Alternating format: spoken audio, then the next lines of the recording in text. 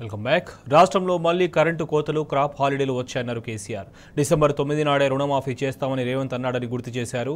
ప్రభుత్వం మెడలు వంచి 2 లక్షల రుణమాఫీ చేయించే బాధ్యత బీఆర్ఎస్ పార్టీదేనని కేసీఆర్ భరోసా ఇచ్చారు.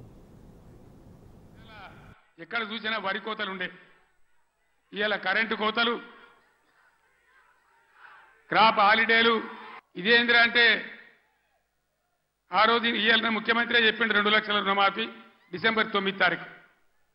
ఏడవాయ డిసెంబర్ 9 తారీఖు ఎవడో కూడా అన్నాడట, కూర్చుంటే లేవో శాత కాదు కానీ తాటి చెట్టు అంత ఎగురుతా అన్నాడట.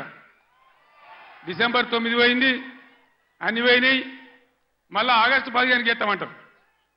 మొన్న ఇంకో ఎమ్మెల్యే రేవూరి ప్రకాష్ రెడ్డి అని ఏడాది తర్వాత చేస్తామంటారు. అసలు వీళ్ళు చేస్తారా? వీళ్ళని నమ్మచ్చునా? వీళ్ళను వంగదీసి వీళ్ళ మెడలు వంచి 2 లక్షల రుణమాఫీ చేయించే బాధ్యత బీఆర్ఎస్ పార్టీ మేము తీసుకుంటా ఉన్నాం. అందరం కలిసి యుద్ధం చేద్దాం. పార్లమెంట్ ఎన్నికల్లో బీఆర్ఎస్ అభ్యర్థులను గెలిపించండి, బీఆర్ఎస్ కు బలాన్ని ఇవ్వండి. రైతుల పక్షాన బీఆర్ఎస్ పోరాటం చేస్తుందని మనవి చేస్తా ఉన్నా.